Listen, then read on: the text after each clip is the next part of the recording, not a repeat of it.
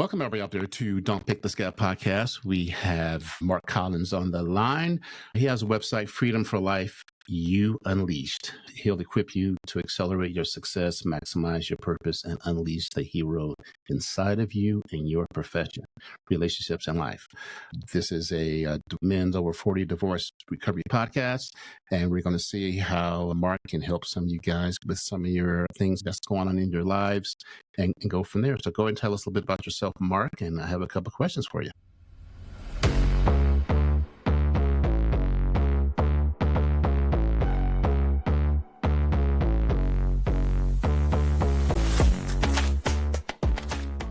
Welcome to the Don't Pick the Scab podcast with the premise of connecting men over 40 with the tools and community to thrive in their divorce recovery either before, during, or after a divorce.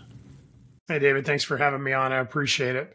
I tell people if they want to know what I do, I tell them that what I do is I help men to unlock and unleash their hero in hiding in their business and their relationships in life. And so for me, my passion and my desire is to really see people live out what is our two mandates that we have in my course, Life Mastery. It's to help you understand who you're created to be so you can have the life that you're created for. A lot of times the people that I work with, whether they're super successful or they're down on their luck or somewhere in between, they have a life that they're living and they have the life that they want to live. The one that has more of the excitement, more of the fulfillment, more of the success, more of the things that they think they're supposed to have. And they wonder why they're not getting there. And so for us, we start to unlock some of those things that are standing in the way, some things that were standing in the way in my life. So I created the foundation Freedom for Life and the course Life Mastery and the book that's over my shoulder, Life Mastery, Living Life by Design, Not by Default. Not because I had a great idea for other guys to live out, but because I was living it out myself, trying to figure out how I could see the man that I was believing I could be actually show up in life, whether it was in relationship to my wife, at my job, my business, as I created businesses, and the rest of my life. So I've been spending all of my time investing passionately and seeing other guys do the same. Yeah. What are some of the things that you recommend? I'm a big self-care guy. I think men in general don't take care of themselves. It's almost like when the plane's going down, you're supposed to put your mask on first, then your kids. And men do the opposite. They want to take care of everybody else and then take care of themselves in the end. So what are some of the things you could suggest to men that are going through a tough time in order to start some self-care? Yeah, that's a great question, David. I think for me, one of the strategies that we use is mastering your thoughts. And what I tell the people that I work with is who you think you are, you'll become. And so the things that I focus on, the things that I think about, the things that I mull over in my mind will eventually become the life that I'm living. So if I think that things are going badly or things are going wrong, it doesn't mean that challenges don't happen. Challenges happen to us in many different circumstances, many different ways. But the thing is, what are you focusing on in the midst of it? A lot of times with guys, we're looking outward of ourselves to try and prove an inward worth. If everything's okay, if my family's all right, if I'm making enough money, if we are taking the vacations we want, then my life is good. If I'm getting that promotion or starting that business and succeeding, whatever it is. And the challenge is you can't look outwardly to understand your identity. You have to look inwardly. And what I mean is that if I don't understand who I am, my world has to make up the difference. Mm-hmm. In that place. So I rise and fall with the moods, with the outcomes, with the things that are happening. So if I'm getting in a fight with my wife or my ex-wife, now all of a sudden I'm angry, I'm mad, I'm questioning my life, I don't know what's going on, right? When you don't know who you are, it's like riding a wave. My family lives in Hawaii and I was out on the waves, not necessarily surfing. I'm not that guy. When the waves go up, you're up. When they go down, you go down. And so for self-care, the first thing is this: who are you apart from the things that you're going through? If I can understand who I am, I'm a person of faith. With me, it all starts with who you're created to be. If you can understand who you're created to be, it doesn't change your circumstance, but it changes you in your circumstance. Okay. In that place, you're able to show up as the person that you are, the person that I'm created to be, with confidence that I'm going to have the answers to the circumstance. I'm going to weather the storm. I'm going to be able to get through the issue. Versus, I tell people this: you're the answer to the circumstance you're walking into. You're not the question to be figured out. Mm-hmm. A lot of times in our life, we think that we're the question to be figured out. Am I going to be able to do this? Am I going to be able to get through this? Am I going to have the answer to this? The truth of the matter is, when you start with identity, you already start with understanding that I'm the answer. If I start anywhere else, I'm trying to use things to prove who I am. We talked about self-care, and the cousin of self-care for me is self-confidence. They go hand in hand. how do you help men project or help them project that or increase that? That's a great question. I hate to give the same answer to multiple questions, but it all comes down to identity. It comes down to who you are. So here's the thing I tell people. The very beginning of our conversations always start like this. You're either living from who you're created to be or what your life has told you. And I'm not talking about your current circumstance, but your past. Come to find out, I am who I am today because of two reasons. What my life has told me, the experiences I've walked through, successes, failures, challenges, issues, all of the great things, all of the bad things, or I'm living from who I'm created to be. And so in that place, the more I understand who I am, the more I'm confident of who I am walking into those circumstances. I'm not trying to show up to prove who I am. I'm showing up and bringing solutions because of who I am. And what I mean is this: when I understand who I am, I understand that there's a life and an impact that I'm supposed to have. And so when I start with identity, I understand that I am that answer again that's walking into the circumstances. So it's really not self-confidence. It's literally this. What I tell people is life mastery, which is the course, but also the goal. It is the easiest life possible because it literally is this: me living from who I'm created to be at the highest level I'm created for in every area of life. Sounds amazing, right? The alternative is life management, which means that I'm trying my very best to succeed in all the areas of my life to show that I'm somebody of worth and value, whether it's in my relationship or with people around me. Here's the truth of the matter, David. When I'm showing up as who I'm created to be, I don't have to measure up to anybody. I don't have to prove I'm somebody else. If I'm confident in who I am, I'm not trying to show you I'm better than you think I am. I'm not trying to show you that I'm the guy that's the one that you should pick, the one that you should listen to, the one that should get the promotion.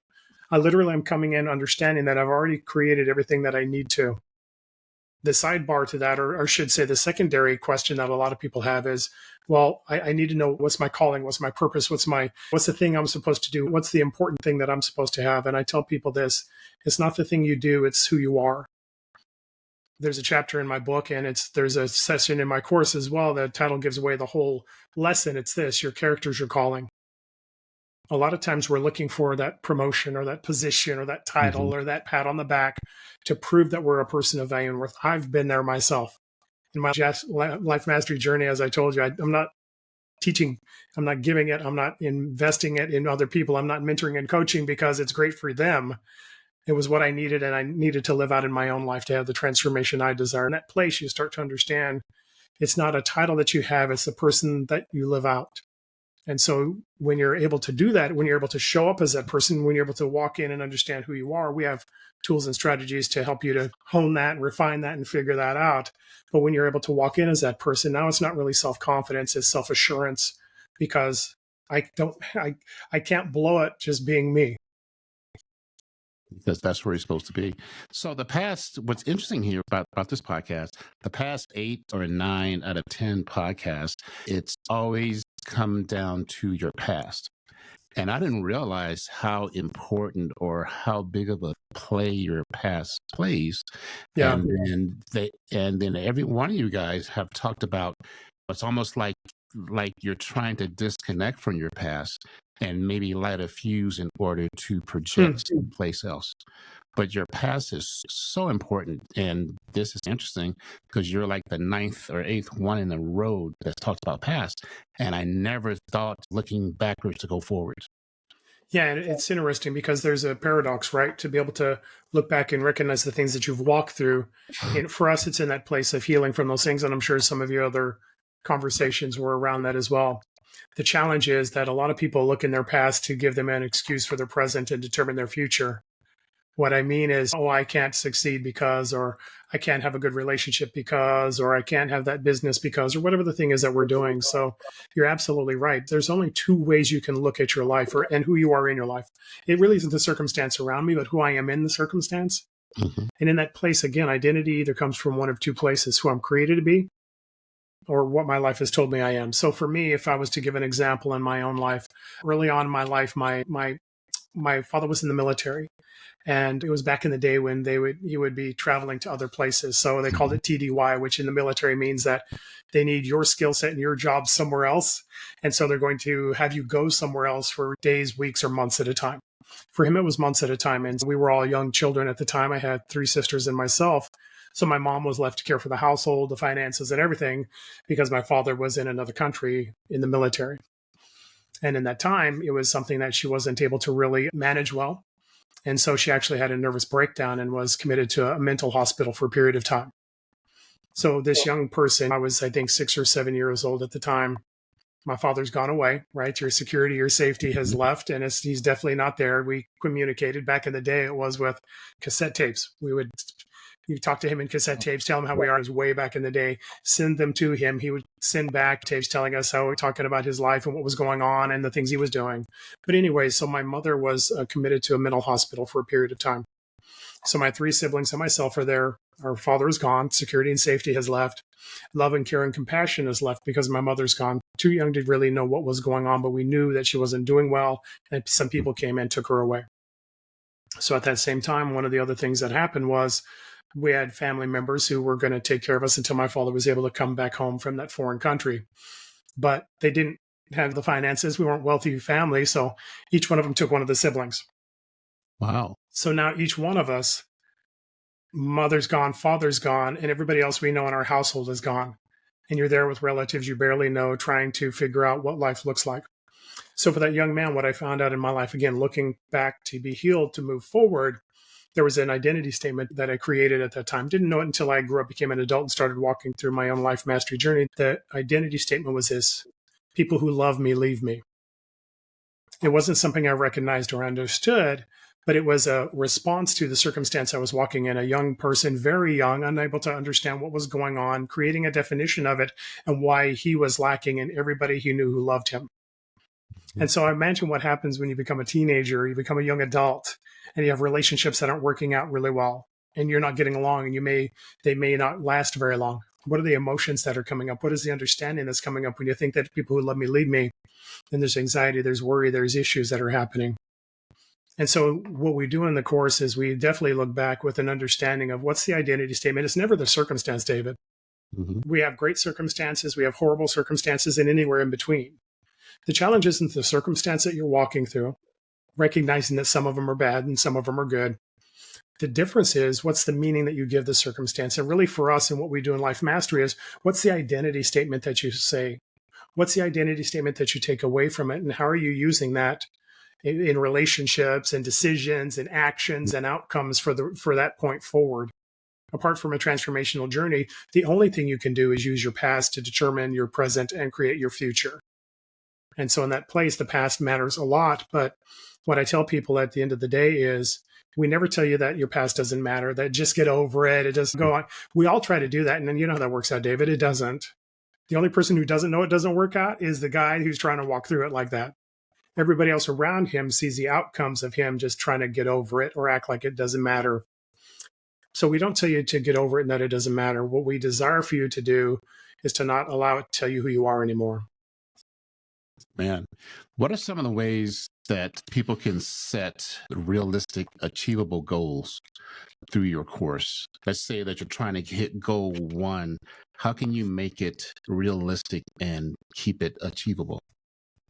Yeah, that's a great question. And I think for us, we don't start with goals. We start with creating a framework of identity and understanding who you are. It doesn't mean you don't. I'm divorced and I want to have a new relationship, or I want to have a quality relationship with my kids. None of the things matter, or I should say, none of those things don't matter. The challenge with them is that we don't come in saying, okay, if I do steps A, B, and C, then I'm going to have this outcome. Because typically, what you're doing is you're just changing enough to try and get the thing. Mm-hmm. And so for us, the thing that we try and do is start to unpack a whole new way of thinking. Obviously, for the people that are listening to this, watching this, and myself in my own life, you are where you're at because of the decisions you've made and the actions you've taken. And so we're not trying to change those things so that we have a superficial change in our life, but we're trying to give a mindset shift to understand maybe there's a different way of living. There's a reason, David, why my book is titled Life Mastery, Living Life by Design, Not by Default. Most people, most of the time, frankly, honestly, everybody I know, apart from a transformational journey, is living by default. And what I mean is you're walking through the circumstances of your life and you're doing your very best to cope, to bring strategies to try and figure out how to get the best life that you can. And so maybe you've gone through a divorce, you've gone through some challenges, you have some relational strife in your life, and you're trying to figure out, okay, how do I manage this? How do I make it better? How do I overcome this thing that's happening in my life? And a lot of that is living by default, which means that you don't realize that there's an ability you have to create a different life instead of just manage the one that you have. And so for us, it starts with identity. Who are you created to be? The person that you're created to be is what matters more than what you're doing. Because if I'm living from my life like that older man, that older adult was in relationships, still having an identity back from his childhood that says people who love me leave me. And so when you get into a marital issue, when you get into a fight, now all of a sudden there's panic, there's worry, there's anxiousness because I know what the outcome is supposed to be. But when you change who you are, when you understand that, again, walking back into that circumstance, that young man wasn't somebody who wasn't loved. He just had a parent who couldn't cope with her life in the way that she did. It wasn't an identity statement and a value statement about her son. It was just a coping mechanism that wasn't working in the life that she was living. And so it needed to be addressed in her life. And it was. And she recovered and she was able to come back home. And so in that place, the identity statement is you're still a person worth loving who's just experiencing a sad circumstance as somebody you care, walking through something challenging in their life. The trajectory of your life changes when you start to understand the truth. And so for us, it's not outcomes and trying to get something better in my life. It's starting to understand who you are. Because what we want to do is to give people the ability to unleash who they're created to be. Because the goals and the outcomes and the things that you desire are a natural progression from who you're created to be. My outcomes don't tell me who I am creates my outcomes. And so if we start from the place of you're a man of value and worth, you're a man of character and stability, you're a man of strength and fortitude, you're a man that is valued and worth it, then everything in your life is going to change. Then your expectation in your job is going to change because my boss doesn't have to give me every promotion, pat me on the back every time I do something right. The value I have is who I'm created to be walking into it, the people I'm in a relationship with. I tell people this, David, if I don't know who I am, my wife has to make up the difference, which means that we have to be okay. We don't get to fight and everything has to be all right. And don't ask me why I'm doing something. Don't question me when I'm doing something wrong. Again, personal experience. But when I know who I'm created to be, then she gets to be who she is. And in that place, we have a relationship that is better than we could have ever expected. So it's almost like a tree. You go to the root. You don't go to the branches. You go exactly to the center. How does your program deal with co-parenting or children? A lot of men have a hard time with that. Like I talked about before, about not controlling what goes on at the ex's house. But just some of the problems raising co-parenting kids, things like that. What do you think about that? That can be challenging. My wife, actually, when we got married 33 years ago this Christmas, I tell people I married into a family because she had 2 children when I met her. And so that co-parenting or step parenting or any combination of all of those circumstances can be a challenge walking through. And so it's interesting because even in that co-parenting issue, there's a challenge of your spouse knew you when. Walking through my life mastery journey, the things that I've done over these last years of my life mean that I'm a different man in my marriage and with my children than I was 5-10 years ago. The challenge in a lot of circumstances, especially in divorce, is that our spouse and our children knew who you were then. They don't see the work you're doing now. And so the challenge is walking in patience and understanding that who I am is different than who you used to know me to be.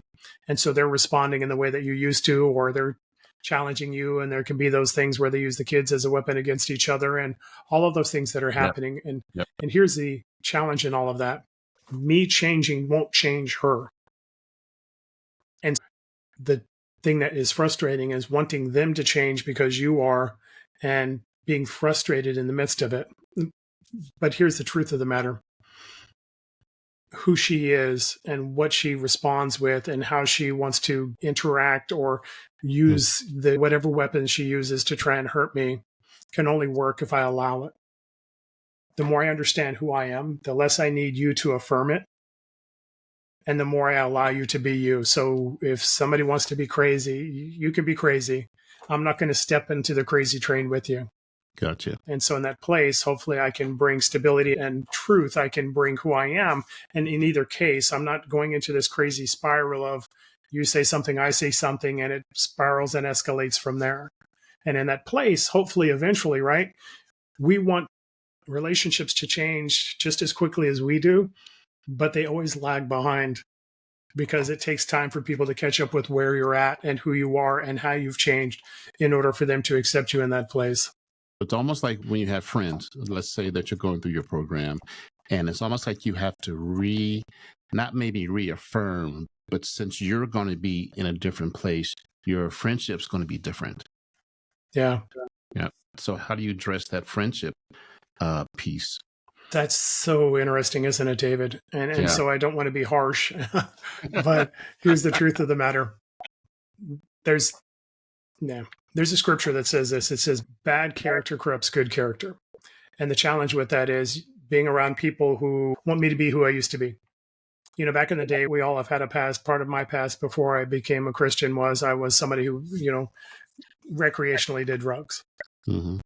And so like with alcohol or drugs or partying or going out late at night or whatever the thing is, when you stop that thing, your friends don't. And they want you to be that person still. So whatever it is, when you get married, they want you to be single still, right? You want to go hang out with the boys and go do those party nights and all that stuff. I can't. I've got a relationship now. There's a priority system, right? And it's the same in your own life, right? With the people that you have, whether it's friends or family, that I can value the people I am around, the people I have a relationship with, while also keeping enough distance to be able to be who I am. Meaning, if I'm close with somebody and I'm moving towards that person that I want to be. Many times when you're changing and you're trying to grow as an individual, unfortunately, the people closest to you are the ones who hold you back the most because they want you to be who you used to be, not who you're going to be. And the problem is I'm not going to be that guy anymore. So whether it's the things I was doing as a young individual or when I was really trying to grow and become the person that I believed I was created to be, there's people who don't want to necessarily have you be there. It's neither good or bad. It's just where they're at. Yeah. And so for me, it's an understanding of having conversations where you value the relationship, but you let them know that this is something that's important to you. And you invite them into that process of, hey, I'm growing, I'm changing. I'm not going to go drinking and getting drunk every night, or I'm not going to go do this, or whatever the thing is that you're doing to change, right? I'm not going to be yelling and screaming and cursing the earth and all the things that are happening, all this stuff, right? I'm trying to have a more positive outlook in my life. And the challenge is that there's others who won't do that. And so you need to figure out in your own life, what level of relationship do you want to have? You're either on the bus or off the bus. And what I tell people in relationship is these circles in your life, Mm-hmm. right? There's relational circles I talk about, and the closest one to me is my relationship with God. And so that was one that's uncompromising and always comes first. The second circle outside of that for me is my spouse. My wife is the second most important relationship in my life. There's nobody else who comes before her. I'll always take her phone call. I'll always be there for her. There's no other relationship where I'll put her on pause so I can have that. Mm-hmm. So she is the priority. And the next one outside of that is my children and the family and friends that I'm closest to. And what you figure out in your life is the people and the place that they have in your life is dependent on the level of equity that they have in your relationship. How much do we align? How much are we together? How much are we for each other? Are we always there to encourage or there for each other? Or are we there saying, hey, why are you doing that? Why can't you be like this? Why are you like that? The people that are like that, you spend less time with. You're less involved with, you go to less events with. And so there's this natural development and growth in relationship. And what I would tell the guys that are listening to this is you need to bet on you and the life that you have. And if there's other people who are like, hey, man, I liked it better when you were like that, or man, why are you trying to change? Or you should be doing this, you should be doing that. And you realize that those are just things that are holding you back, that are keeping you like you used to be versus who you're created to be. Then you need to figure out, is that somebody I should probably spend less time with? Because your mindset, your thought process, and who you continue to tell yourself you are comes from two things: who you say you are and what everybody else says around you. If you're trying to develop and grow and become a person that's of value and worth and really living at a level that you desire to, you want to be that man, you want to show up as that guy. And there's other guys who are telling you, nah, man, don't do that, or why do you do that? That's dumb, or this or that or the other. Then maybe those are people that you want to start to pare back your time with for your own health and well-being. Well, so when you have guys going through this course or this program, is it more of a aha moment, or is it more like a gradual change? People are all different. Yeah. No, I think that's a great question. And I think there's both. Mm-hmm. I tell people this. I had my 60th birthday a couple of weeks ago. So Yeah, you take the youngster, man. You're a youngster. So you take the first 5 years out, say that those didn't matter. Although here's the truth of the matter: within the first 7 years, they find that a young person understands everything that you're going to understand about life. By the time you're 7 years old, you understand your identity, what you believe is your identity, what relationship looks like, what trust looks like, what people around you are like. And so you develop the structure and the framework. But anyways, let's take the first 5 years out of my life. That means I've lived for 55 years. And in those 55 years, I've had thoughts, I've had actions, I've had words, I've had all of these things. I've had experiences that I've walked through that have given me the understanding of who I am, truth or not, but that's where it's brought. If I want to transform to become the person I'm created to be, to walk with assurance and passion and care and love and vibrancy and all of those things and excellency in my life, and I haven't been doing that, it'd be crazy to think I could do that in a week. So what we call it is a life mastery journey. It takes time, because it takes time for me to unprogram the lies that I believed and to reprogram the truth that I know. And we have some strategies and some tools and things we use to do that. But there's some interesting things that are happening. So if I was to tell you, David, this one thing that is absolute truth, who you think you are, you'll become. Out of all of your life, wherever you're at, where you're at today and where I'm at today is a sum total of the thoughts that I've had. Who I believed I could be was the person that I became. You'll never be greater than who you believe you can be, and you'll never be less than who you'll settle for. And in that one truth gives you everything.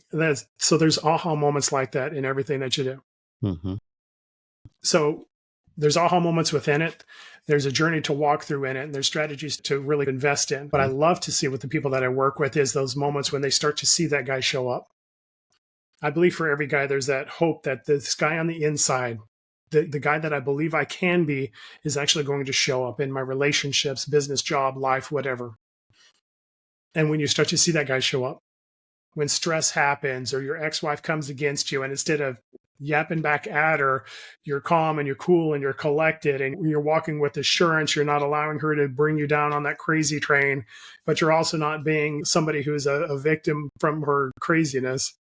Now all of a sudden you start to see that guy show up, and all of a sudden you start to say, oh, this is working. I'm becoming that guy. It's a journey to get there. There's aha moments along the way. And the great moments are those moments when you say, hey, I'm showing up as that guy, the guy I believe I am. As I said before, unleashing and unlocking that hero and hiding. When you see that hero show up in your job, in your life, in your relationships, in your church, and your people in your community, that's when it really starts to become exciting, because what we're doing is creating a framework for your freedom. Yeah. So my man over 40, going through a divorce, what are the 3 most important things you want to stress to them as they're going through a hard time? Give me 3 things. First thing is this: you're more than what you're walking through.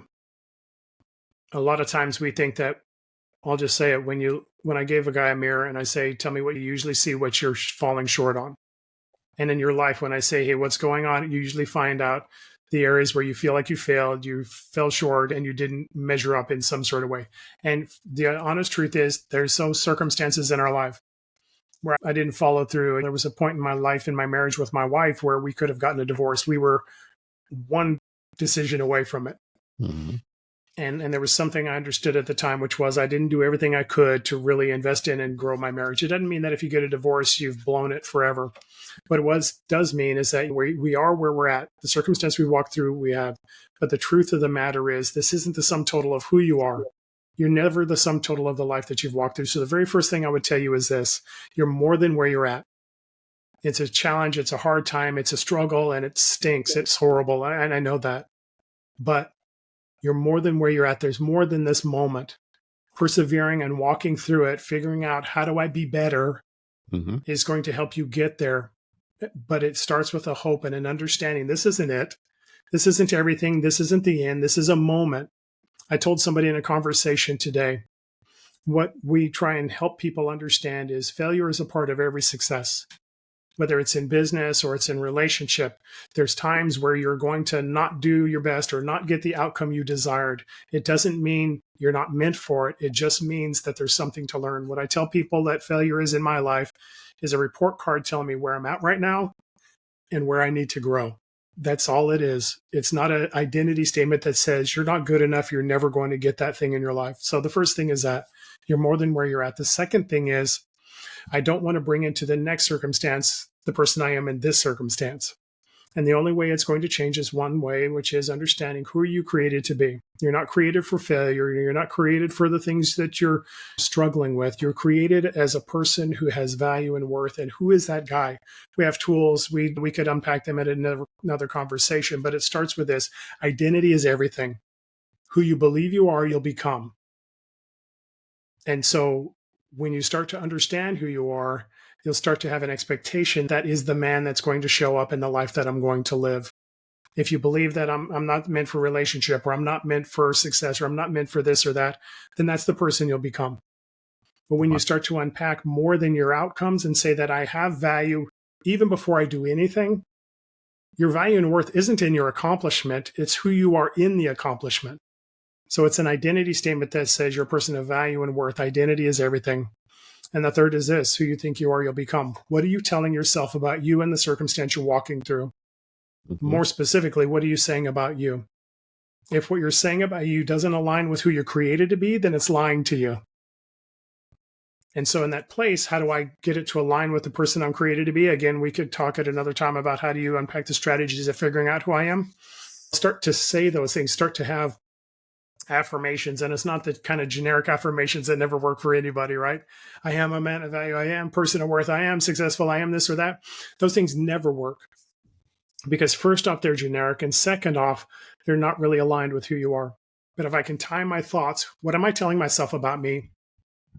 And does it align with the value that I believe I have? When you start to do that, you start to see the guys show up. Mm-hmm. And you start to live the life. It literally is one thought away.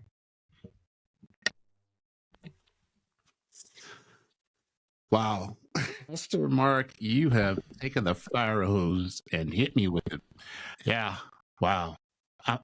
I suggest people watch this podcast, listen to the podcast 2 or 3 times because it's a lot of information.